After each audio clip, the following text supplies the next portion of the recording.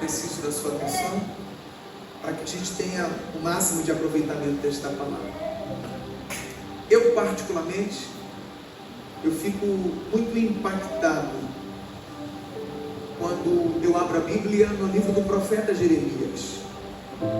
Porque se nós olharmos para a vida de Jeremias, nós vamos perceber que a vida de Jeremias foi uma vida com muitos desafios. O profeta Jeremias enfrentou muitos embates na sua jornada. A vida do profeta Jeremias foi uma vida desafiadora. Só para você ter noção, o diferencial que Jeremias tem é quando olhamos para a galeria dos profetas maiores e a gente percebe que dentre os profetas maiores, Jeremias ele é o único profeta que carrega consigo duas obras: o seu livro profético e também o livro das Lamentações. Eu estava folheando o livro das Lamentações, pastor Rogério. Eu encontrei uma declaração no capítulo de número 3 que mexeu muito com o meu coração. A declaração é a seguinte: eu sou aquele homem que viu a aflição pela vara do seu furor.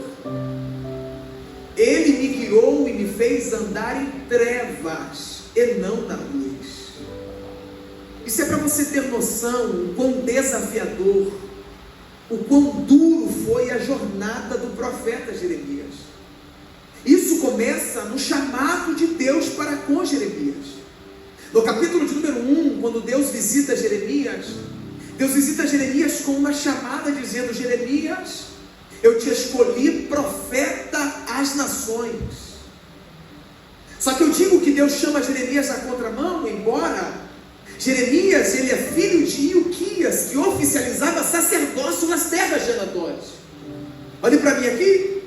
O único tipo de contato com o ministério que Jeremias tinha era com o ministério sacerdotal. Seu pai era sacerdote. Agora Deus vem na contramão, chamando Jeremias e dizendo a ele: antes que te formasse no ventre, eu já te conheci. Antes que saísse do ventre da tua mãe, eu já te santifiquei, e as nações te dei por profeta. Quando a gente olha Jeremias dizendo que é uma criança e não sabe falar, não é Jeremias declarando negativas à sua chamada. Quem me ouve, diga amém. Amém. Não, diz mais alto amém. Amém. É Jeremias expondo a sua realidade. Eu sou inexperiente. Eu não sei pregar como Elias pregava. Também não sei profetizar como Eliseu. Eu sou uma criança. Eu sou inexperiente. Aí vem Deus em sua plenitude responder Jeremias dizendo: Jeremias, fica tranquilo. Aquele que eu chamo, eu dou condições para cumprir a chamada. Coloco as minhas palavras na tua boca, Jeremias. Glória a Deus. Olhe para mim. Todas as vezes que nós nos sentimos incapazes, quando estamos diante de desafios da nossa vida, quando nós nos encontramos com dificuldade de cumprir o caminho que Deus tem aberto diante de nós, basta crer que o Deus que abriu um caminho, o Deus que lhe apontou um propósito, é o Deus que vai lhe dar condições para você chegar lá. Diga para quem está perto de você: acalma teu coração. Antes de você dar o teu primeiro passo, Deus já passou por este caminho. Aleluia. Eu sinto a presença de Deus. Olhe para mim. Jeremias veste a camisa do ministério. Jeremias começa a profetizar. Jeremias começa a anunciar todas as palavras que Deus entregava para ele pronunciar. A palavra de Deus na boca do profeta Jeremias era uma palavra de advertência. Olhe para mim. A palavra de Deus na boca do profeta Jeremias era uma palavra de alerta. Era para o povo voltar-se para a presença de Deus. Porque se o povo não voltasse à presença de Deus, Deus iria trazer juízo sobre o povo. Essa era a palavra de Deus na boca do profeta Jeremias. Era uma palavra de advertência. E cá para nós, a gente não gosta de ser advertido. Cá para nós, a gente não gosta de ter a orelha puxada. Sabe qual que é o resultado da chamada do profeta Jeremias na vida dele? Rejeições. Como é que é teu nome, filho? Dardier. Tá, quase uma língua estranha. Oh, glória. Pensei que meu nome era difícil. Dardier. Escute. A gente não gosta de palavras de advertência. A gente não gosta de palavras de alerta. O resultado na vida do profeta Jeremias, por ter palavras de alerta, é rejeições. Ninguém queria ficar perto do profeta. Toda vez que ele abria a boca, era para puxar a orelha. Toda vez que ele abria a boca para falar, era para chamar a atenção. Depois você estuda na tua casa, mas a própria família de Jeremias o rejeitou. Aí eu olho o capítulo de número 18 e eu vejo o versículo de número 1 nos trazendo uma informação maravilhosa. Redobre a atenção. A palavra do Senhor veio a Jeremias. E por que essa palavra veio? Ela veio requerendo de Jeremias um levanta-te. Outras traduções, ergue-te, põe-te em pé, desperta. Por que a palavra que veio requerendo de Jeremias um posicionamento? Propriamente dita que Jeremias está prostrado. Pastor, aonde você prova isso? Eu provo no capítulo 17. Porque se você ler o capítulo 17, você vai perceber que Jeremias prega no capítulo 17. Só que ninguém dá ouvido e credibilidade à pregação de Jeremias. Parece. Só me parece. Como é que é o nome do senhor? Linda gravata. Vem, irmão Márcio. Irmão Márcio, só me parece. Parece que eu vejo Jeremias no capítulo 17 dizendo: não está valendo a pena esse negócio de ser profeta. Todo mundo me rejeita, ninguém quer ficar perto de mim. Eu falo e ninguém está ouvindo aquilo que eu estou falando. Eu não quero mais saber desse negócio de ser profeta. Aí no capítulo de número 18, o texto diz: a palavra do Senhor veio. Por que é que veio? Porque Jeremias está sem condições de se levantar. E Deus não vai perder o profeta só por causa de um desânimo. Deus não vai perder um profeta só por causa de um dia mau, só por causa de uma crise. Olhe para mim, eu não sei se você conseguiu perceber, mas a palavra está perseguindo Jeremias aonde ele estiver. Não tem como fugir do chamado, não tem como abandonar o propósito. No dia que você estiver fraco e não conseguir buscar uma palavra de Deus, a palavra vai a teu encontro, porque não foi você que escolheu a Deus, mas foi Deus que escolheu. Pegue na mão de alguém que está perto de você, me ajude a pregar. Dá um sorriso no biscoito traquinas para esse crente, dá um sorrisão Colgate para ele e diga para ele: no dia mau, a palavra vem trazendo nutrientes para você se levantar. No dia mau, a palavra vem trazendo ânimo para você se levantar. No dia mau, a palavra vem trazendo cura para você se levantar. Eu não sei como você entrou aqui essa noite, mas eu vim ser profeta com você. Deus está enviando a palavra e vai ter mudanças na tua vida.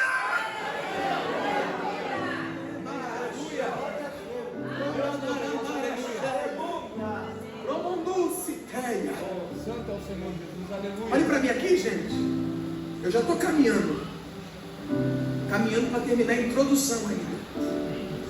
Olhe para cá. A palavra veio. E a palavra que veio requerendo de Jeremias um posicionamento. Levanta-te. Agora observe uma coisa. Logo após Jeremias se levantar, o texto diz: desce à casa do oleiro. Perceba uma coisa.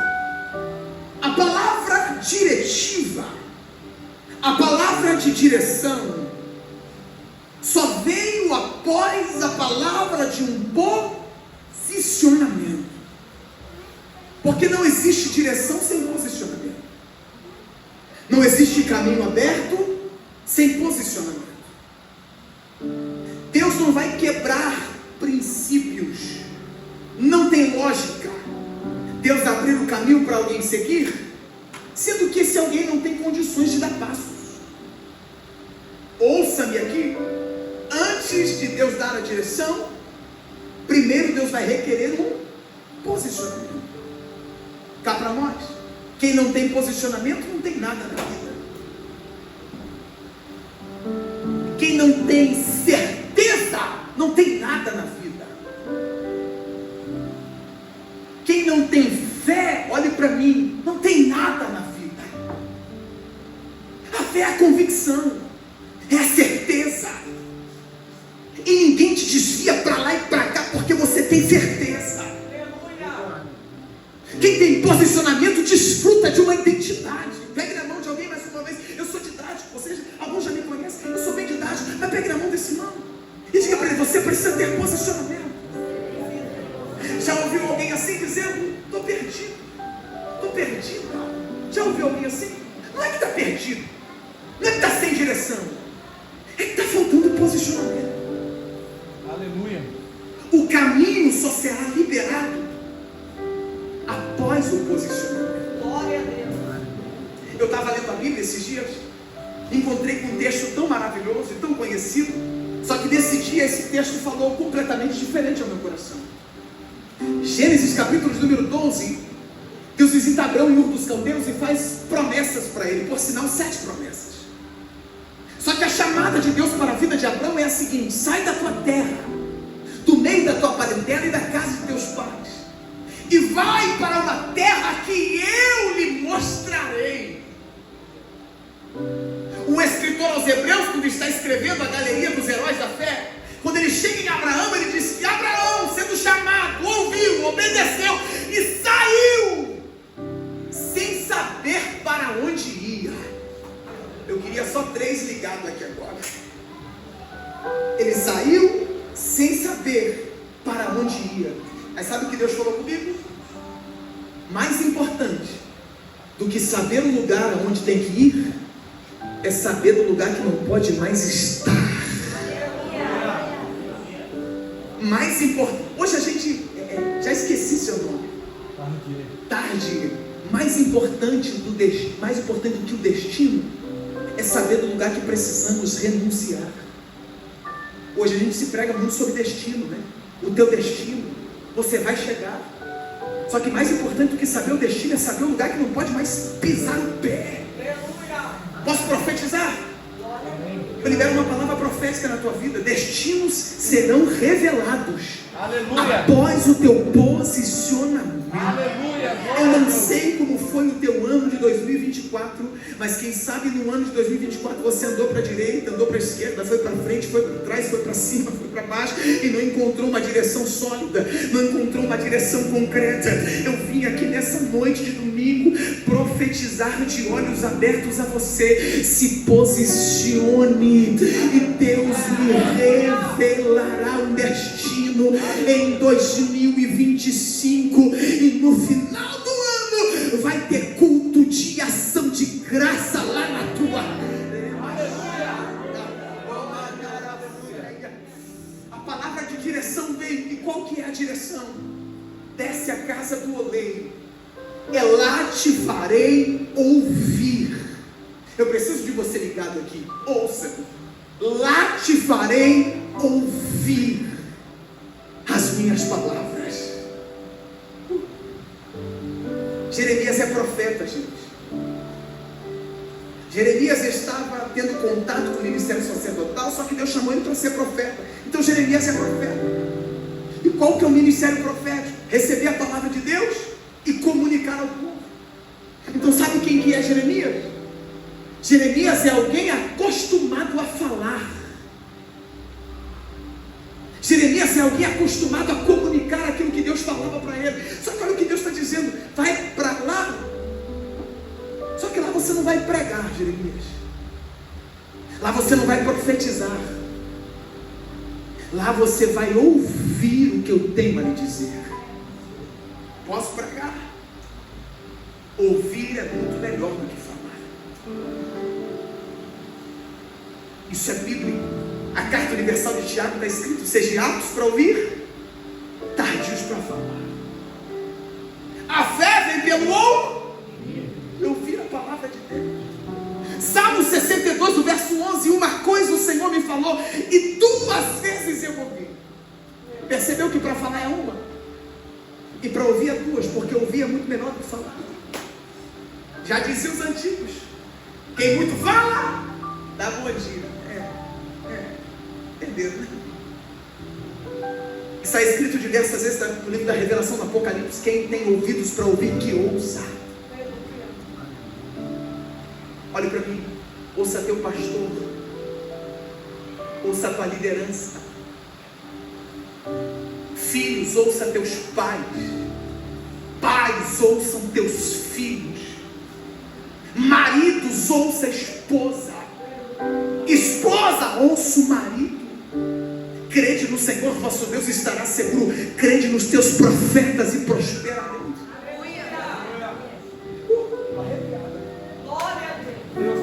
Deus está liberando uma unção sobre a nossa vida hoje, para trazer sensibilidade na nossa audição.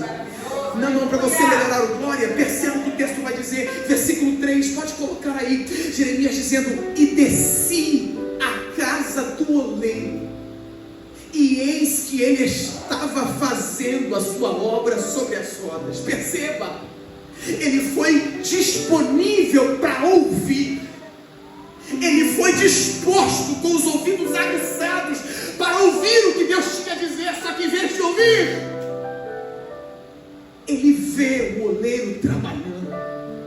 Porque todas as vezes que estamos dispostos a ouvir, Deus nos faz enxergar aquilo que não sabíamos antes. Oh, aleluia! Deus vai abrir os teus olhos quando Ele enxergar em você a sensibilidade na tua audição. Deus vai lhe dar visões espirituais quando Ele enxergar em você a sensibilidade da tua audição. Ouça mais e Deus lhe dará visões do céu. Aleluia! Glória a Deus. Escuta, Ele está vendo o quê? O oleiro trabalhando. Diga comigo: trabalhando. Não diga com verdade, diga trabalhando. Sabe o que Deus estava querendo mostrar para Jeremias? Eu sou Deus que trabalho dentro da casa. Olha para mim aqui. Olha para mim. Jeremias vê o oleiro trabalhando na mesma medida quando entra dentro da casa. Porque esse crente aí, desculpa, ele tem que vir para casa. Quem não vem para casa não vê o oleiro trabalhar. Glória a Deus. Eu não sei o que acontece com a minha geração. Como é que é teu nome? Daniel, bonita camisa. Daniel, não sei o que acontece com a minha geração. Solta quente, pastor. Não vou hoje não. Pastor, semana passada eu estava na igreja. Essa semana não vai dar não. Ô, irmão, a gente só consegue ver o oleiro trabalhando quando a gente vem para dentro da casa. Eu fui pregar numa cidade um pouco distante esses dias. E depois do culto a gente partilhou de momentos de comunhão. Sentamos para comer uma pizza. E o pastor disse para mim assim: pastor, Deus me deu uma estratégia aqui e está dando muito certo. Eu falei: é mesmo? Que bacana, que estratégia é? Ele disse: a gente só tem um encontro por semana só. E o resto da semana o povo faz o que bem quiser da sua vida, para não pesar, né? Para não ser cansativo. Eu não questionei por estar na igreja dele, a visão dele. Mas quando eu entrei no carro, liguei, peguei a estrada, Deus falou comigo: nem tudo que dá certo é certo. Hoje estão usando a desculpa do cansaço para não vir para casa. Posso pregar? Amém. Descanso não foi feito para quem está cansado. Posso pregar? Hoje em dia as pessoas falam: eu estou cansado, preciso descansar. Não, descanso não foi feito para quem está cansado. Pastor, prova, é claro que eu provo. O livro do Gênesis, capítulo 2, versículo 2, a Bíblia diz que Deus criou os céus e a terra em 6 dias, e no sétimo? Mas Deus se cansa? Então você está me dizendo que Deus não estava cansado e descansou? Porque descanso não foi feito para quem está cansado, descanso foi feito para quem terminou o seu trabalho. Pega a mão de dois perto de você, mas aperta com gosto agora. Diga para ele: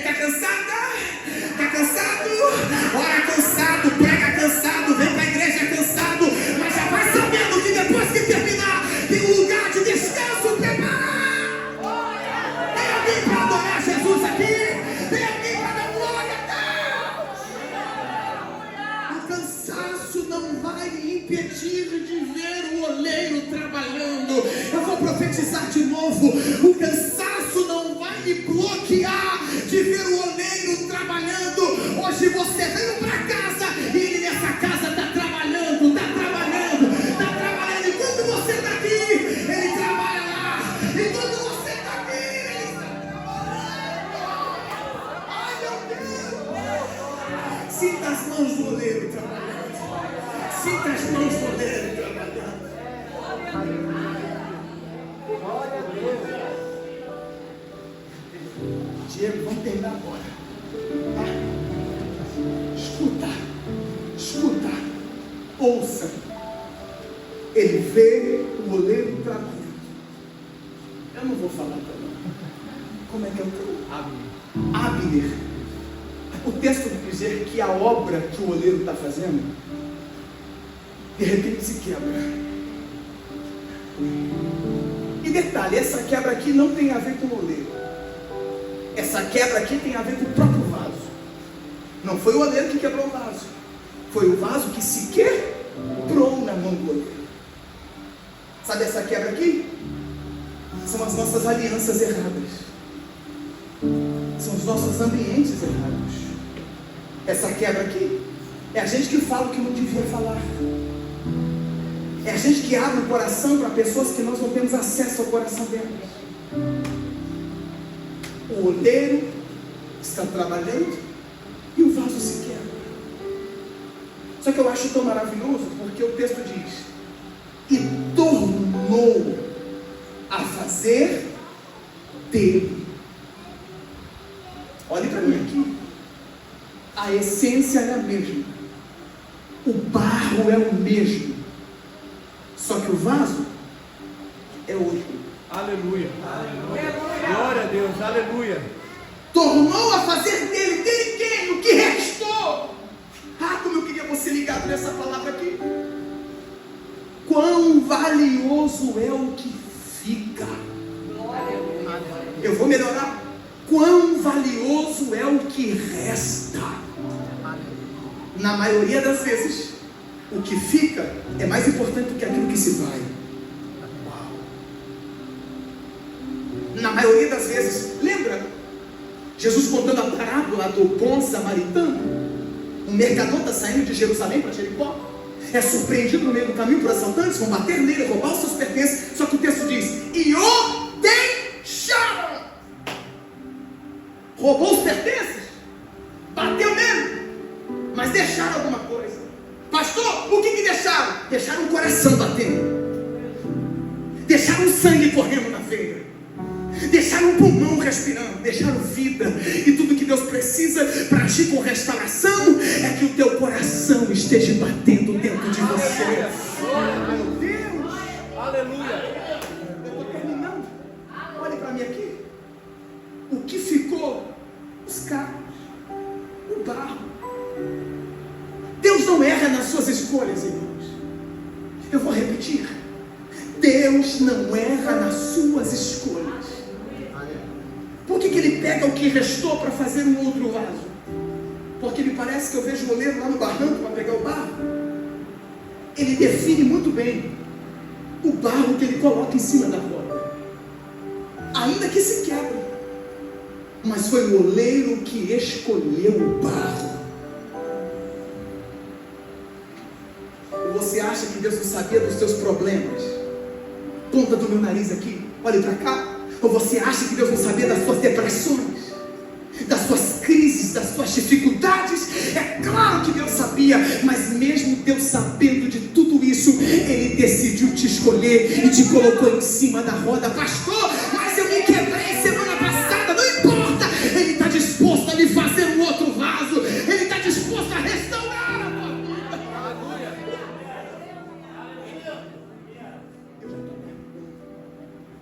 Escuta, tornou a fazer dele outro vaso. Grita comigo, outro vaso. Outro vaso. Perceba que a essência, o barro mesmo, só que o vaso é diferente. Existem duas oportunidades nesse texto, e aqui a gente encerra. A primeira oportunidade é quando o vaso se quebra. Eu não sei se você percebe, mas na primeira oportunidade parece que o oleiro dá mais liberdade ao vaso, por isso se quebra. Parece que o oleiro dá mais tranquilidade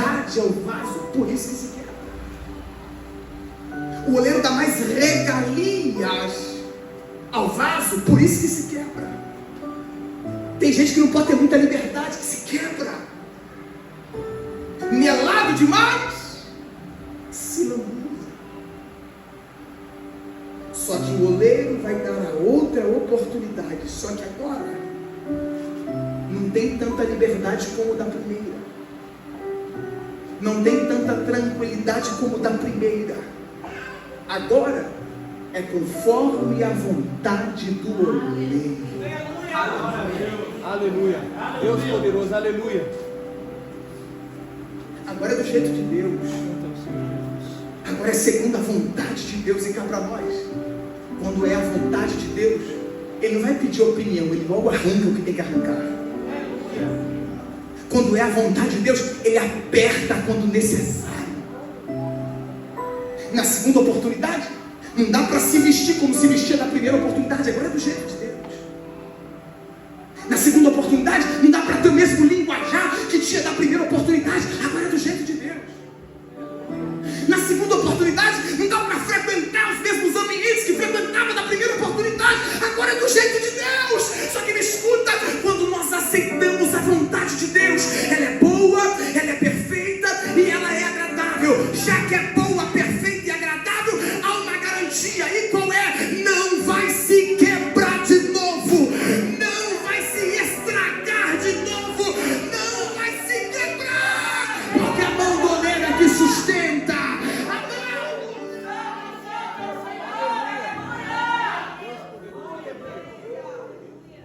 Santo é o Senhor Jesus. Você me ajuda? Põe a mão no ombro de quem está perto de você. Diga para ele, aceite. Não, diga com mais saúde. Coloca saúde nas palavras. Diga, aceite a vontade do oleiro. Ainda que seja difícil, mas vale a pena.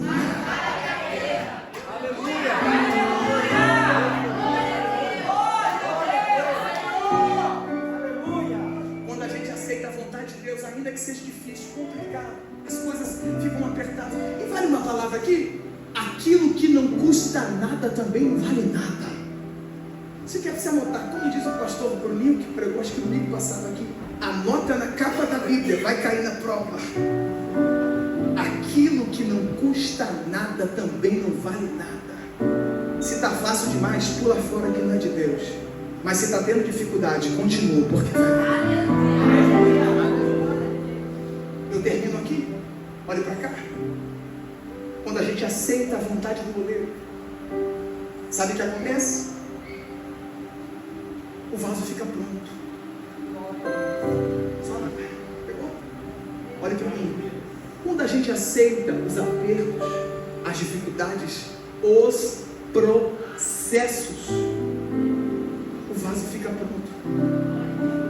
E depois que o vaso fica pronto, o oleiro tira da roda.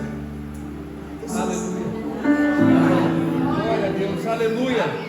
Pastor Rogério, quando a gente aceita a vontade de Deus, esse processo da gente ficar girando e não sair do lugar, termina. Quando a gente aceita a vontade de Deus, esse negócio da gente empregar força, suar a camisa, gastar energia, e parece que as coisas não rompem. Quando a gente aceita a vontade do oleiro, Ele nos tira da roda. Sempre a vontade de Deus é lhe fazer crescer. Escuta, sempre o prazer de Deus é lhe fazer avançar. Lembra o que ele disse para Simão? Quando Simão aceitou, debaixo da tua palavra lançarei as redes. Quando ele aceitou a vontade de Cristo e lançou as redes, o que aconteceu? Colheu uma tão grande quantidade de peixe que as redes se romperam. Ministério que não rompe é que não aceita a palavra de Jesus. Ministério que aceita a palavra de Jesus, as redes se rompem, as coisas crescem, as coisas evoluem. Levante a tua mão, há uma palavra, levante mais alto, as duas para ficar bonito na foto, levante as mãos. Eu profetizo em nome de Jesus que por esta palavra a tua vida vai crescer, os teus negócios vão romper, a tua empresa vai prosperar, você vai passar no vestibular, Deus vai operar um milagre através da palavra.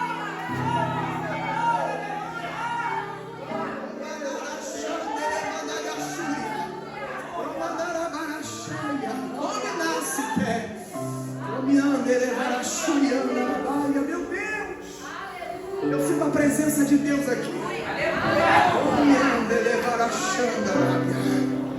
Meu Deus.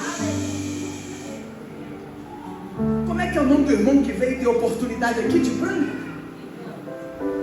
Ivan. Como é que é? Ivan. Diz mais alto. Ivan. Ivan, você tem voz de pregador, viu? Oh, aleluia! Glória a Deus! Ô Ivan, o GPS está nas mãos de Deus. Eu vejo Deus recalculando a rota muitas vezes. Oh, Deus maravilhoso! Aleluia!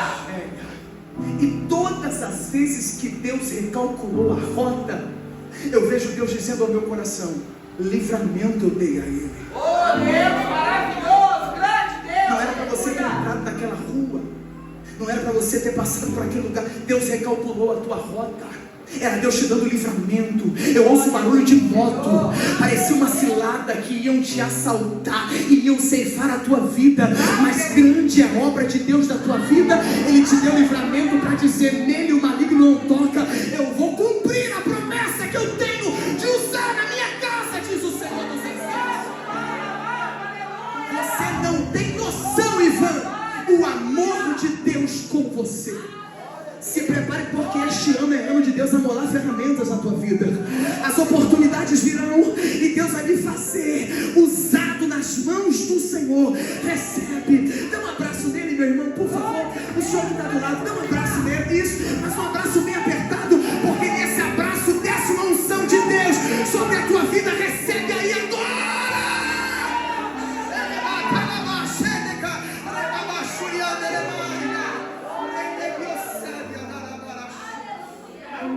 Vamos ficar de pé para a gente ter.